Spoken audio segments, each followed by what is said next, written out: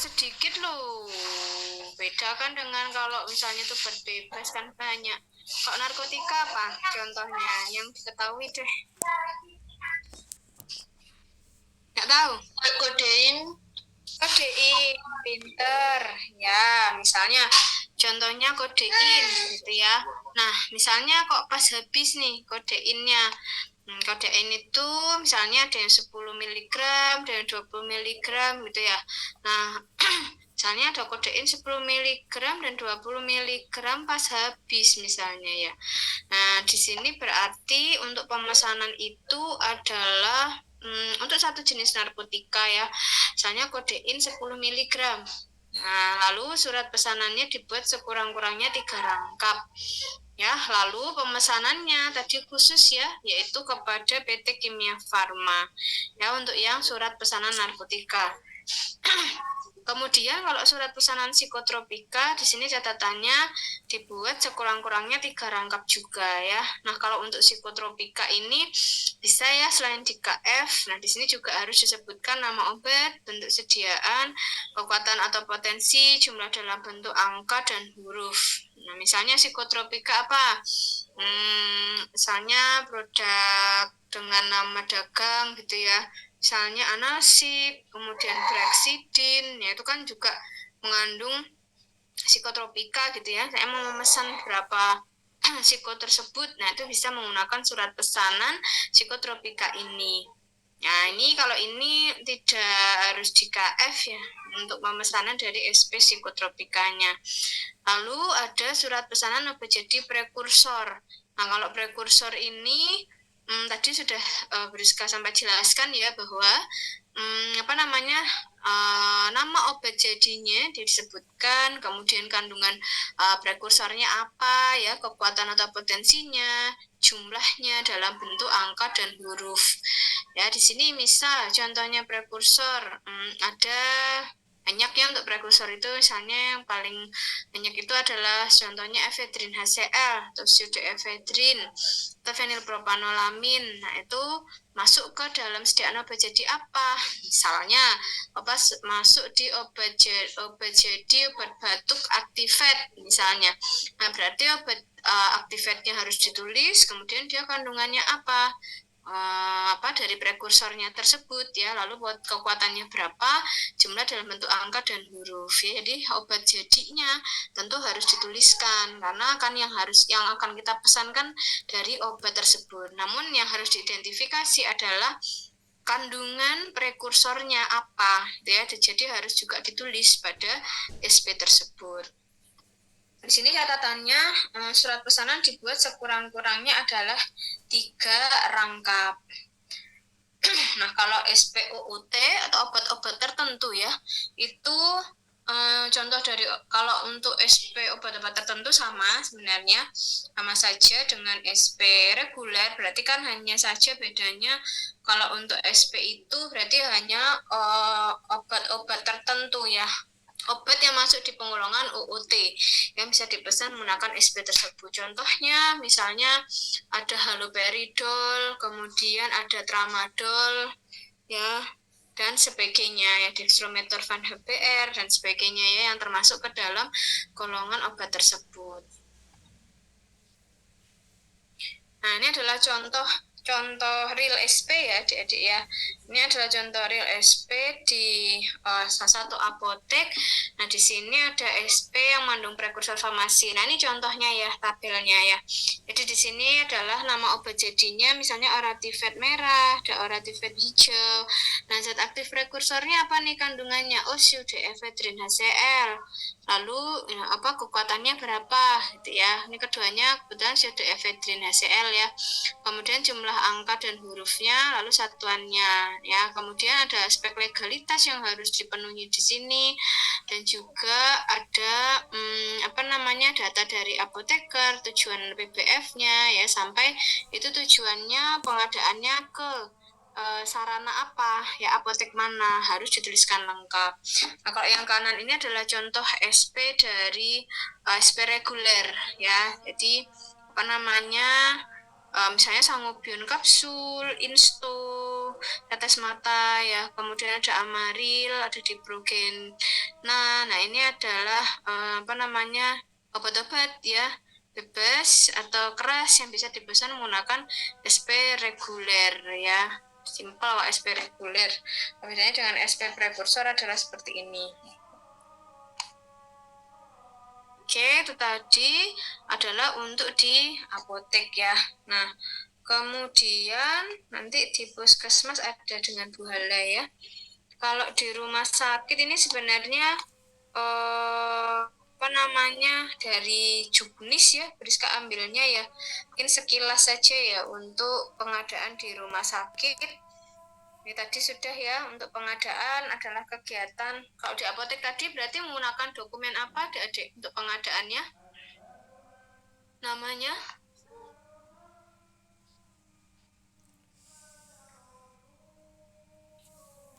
Dokumennya namanya apa, Dek, untuk pengadaan? Pesan. Surat pesanan ya, atau SP. Nah, di sini kita beralih ke untuk di juknisnya rumah sakit ya. Nah, pengadaan sama ya, yaitu untuk merealisasikan kebutuhan. Pembelian dengan penawaran yang kompetitif ya, atau dengan sistem tender yang merupakan menjadi metode yang penting untuk mencapai keseimbangan yang tepat antara mutu dan harga. Jadi ini kalau di rumah sakit. Terdapat 3 cara pengadaan di rumah sakit, misalnya dengan pembelian, produksi, atau dengan hibah ya.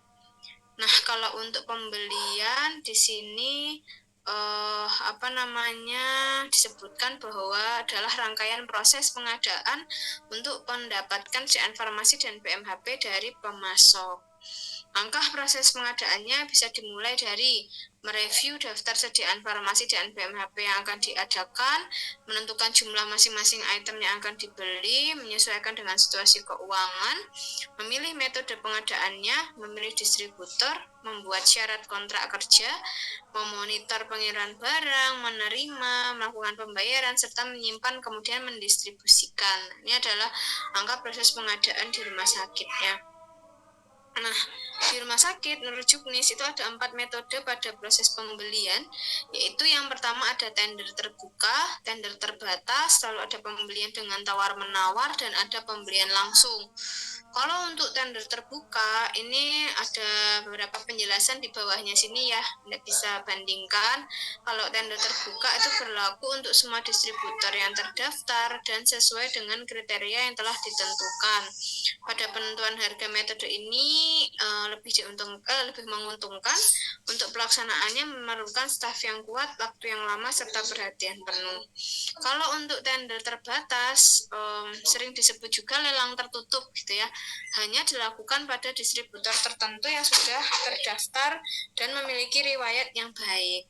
Harga masih dapat dikendalikan, tenaga dan beban kerja lebih ringan bila dibandingkan dengan lelang terbuka atau tender terbuka. Pembelian dengan tawar-menawar dilakukan bila item tidak penting, tidak banyak ya, dan biasanya dilakukan pendekatan langsung untuk item tertentu. Kalau pembelian langsung, pembelian jumlah kecil, perlu segera tersedia, terus juga harga tertentu, dan terkadang produknya itu relatif agak lebih mahal. Sedangkan untuk pelayanan kesehatan JKN, pembelian obat dapat dilakukan dengan e-purchasing ya, berdasarkan obat yang ada di e-katalog ya. Jadi ini hampir sama tadi ya, sama ya dengan di apotek ketika itu adalah BPJS ya obatnya. Nah, bagaimana dengan yang namanya produksi? Jadi yang kedua, tadi kan yang pertama pembelian ya, kedua adalah produksi. Nah, produksi sediaan farmasi di rumah sakit mencakup kegiatan misalnya membuat, merubah bentuk ya, kemudian repackaging atau pengemasan kembali, misalnya untuk sediaan farmasi steril dan atau non steril ya, untuk memenuhi kebutuhan pelayanan kesehatan di rumah sakit itu. Nah, kriteria sediaan farmasi yang diproduksi itu adalah misalnya sediaan farmasi dengan formula khusus, terus dengan mutu sesuai standar dengan harga yang lebih murah, memerlukan pengawasan kembali ya, kemudian tidak tersedia di pasaran, bisa juga untuk penelitian, dan juga sediaan farmasi yang harus selalu dibuat baru. Nah, ini ada YouTube. Ini adalah salah satu contoh produksi di rumah sakit ya.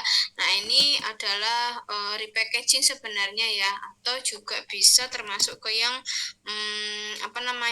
pengemasan kembali untuk sediaan steril ya, yang untuk memenuhi kebutuhan pelayanan kesehatan. Jadi misalnya di situ adalah pengemasan kembali untuk sediaan IV administer ya. Jadi ada percampuran IV di sana. Nanti adik-adik memang belum pelajari di semester ini, nanti di semester 7 ya, biasanya baru masuk di lab ya untuk sediaan steril ya. Nah, lalu yang ketiga ada hibah. Nah, pada prinsipnya pengelolaan sediaan farmasi dan BMHP dari hibah atau sumbangan itu mengikuti kaidah umum pengelolaan sediaan farmasi dan BMHP reguler.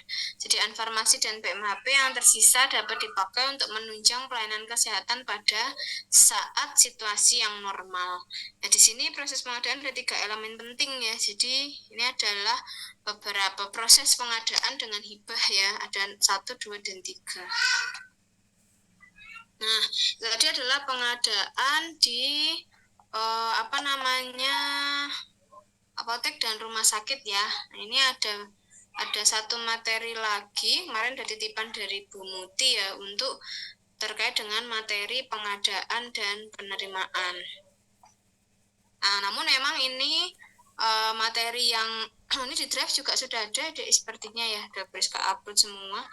Nah, ini adalah lebih kepada materi dasarnya ya terkait dengan pengadaan. Jadi dari misalnya nih, nah jadi ada materi-materi dasar misalnya cara-cara pengadaan gitu ya, kemudian purchasing itu apa, lalu ada ini yang kemarin perencanaan. Kemudian ada karakteristik pelaksanaan proses pengadaan yang baik itu seperti apa. Ya, jadi ada seperti materi-materi dasar gitu ya terkait dengan pengadaan teorinya.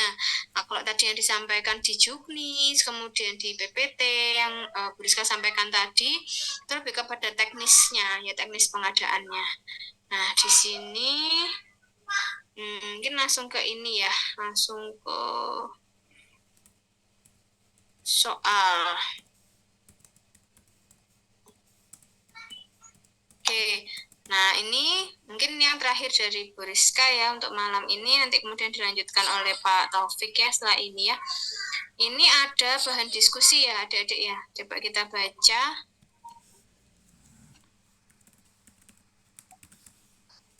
Nah, di sini seorang apoteker itu sedang dihadapkan pada pemilihan ya, pemilihan untuk vendor. Jadi ada 2 vendor, ada 2 distributor di sini, namanya PBFXYZ sama ada ABC. Nah, kebetulan apotekernya ini itu mau memesan namanya Plavix 20 mg isi 100, kemudian ada Ataken ya 8 mg isi 30. Nah, ini adalah penawaran yang diberikan oleh PBF, yaitu harga per unitnya untuk Plavix itu di PBF XYZ itu 210, Ataken 50, kemudian untuk di ABC 2015 ya, 215, kemudian Ataken 60 dengan total masing-masing ini. Lalu diskon yang ditawarkan untuk yang di PBF XYZ itu mingguan ada 25%, kalau yang ABC itu ada 50% plus ada tambahan diskon lagi setiap 15 hari berupa 1%. Lalu terkait dengan sistem manajemennya, itu untuk XYZ dan juga ABC hampir sama ya, hanya saja untuk di XYZ itu ada ketertelusuran ya, jadi dia bisa diakses melalui internet kapanpun. Kemudian untuk kebijakan pengembaliannya juga hampir sama, cuman perbedaannya di XYZ ini untuk ketentuan barang dikembalikannya itu adalah dalam 180 hari, untuk yang ABC barang yang dikembalikan itu 30 hari ya. Menyediakan kredit sama-sama 100%, kemudian untuk XYZ bila barang dikembalikan kreditnya 85%, kalau ABC itu 75%. Nah, keduanya sama-sama punya ketentuan produk yang ED dan produk tertentu itu tidak boleh dikembalikan. Oke, sekarang berarti Anda sebagai apoteker ya, memilih PBF yang mana, adik-adik?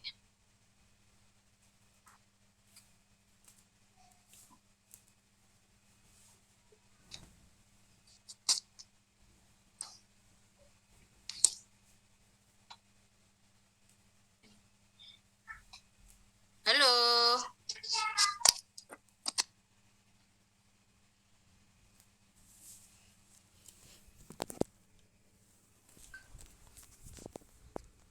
Saya tunjuk aja ya. Dek Sakina, Dek.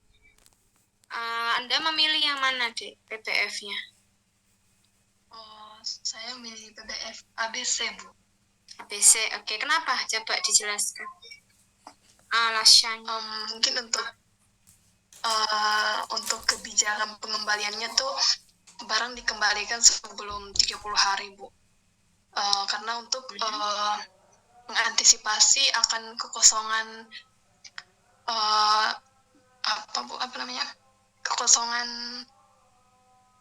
ini produk, Bu. Oh, oke. Terus ini kan banyak sekali pertimbangan saja. Oh, cuma dari itu aja. Oke. Coba tadi ABC ya kalau Sakina ya. Terus mungkin tadi Friska sudah. Di Fatimatus Zahro. Kalau Dek Fatimatus memilih yang mana?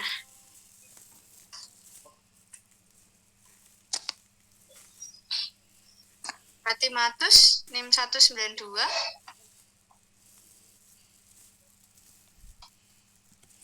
Enggak, Ibu. Ya, kamu memilih PBF mana?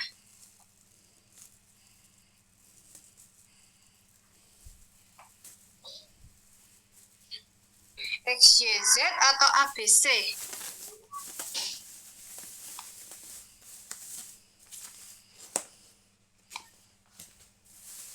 Dek Fatima.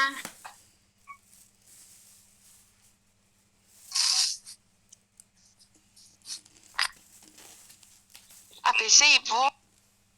ABC, coba kenapa ABC?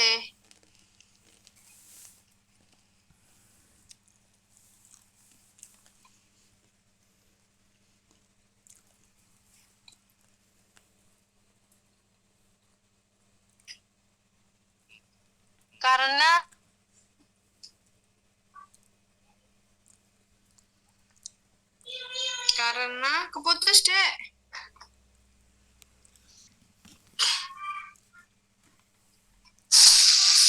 Karena kenapa?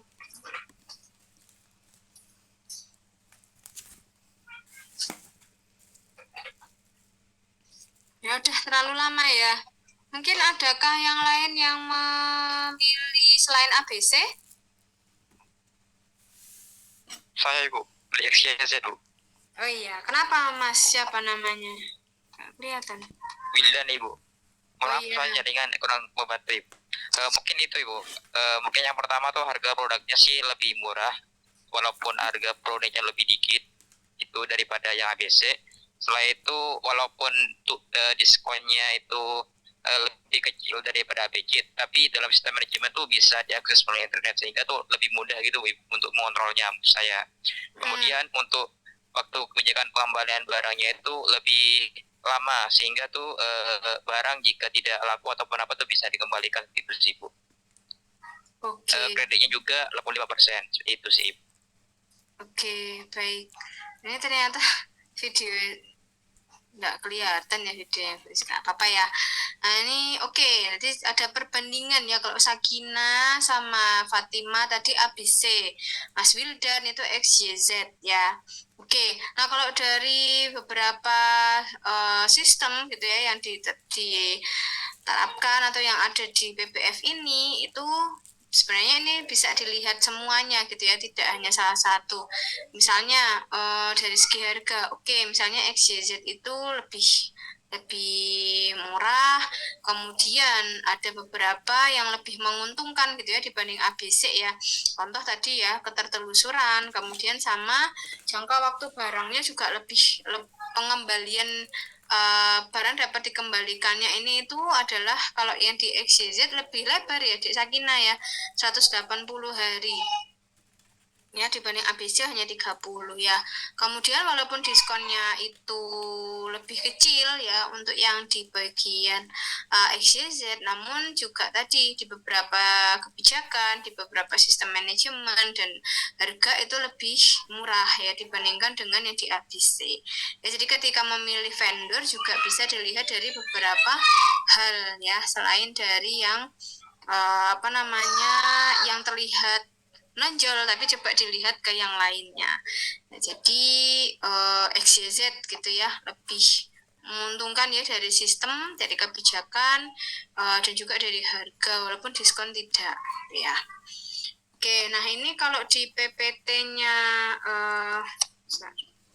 yang Bu Muti ini memang lebih ke teoritis ya Dek ya. Misalnya nih specify kontrak, kemudian ada hal yang perlu diperhatikan, nanti juga sudah monitor order status, receive and check drugs, ini penerimaan sih, make payment ya, pembayarannya, distribute drugs-nya dan macam-macam ya.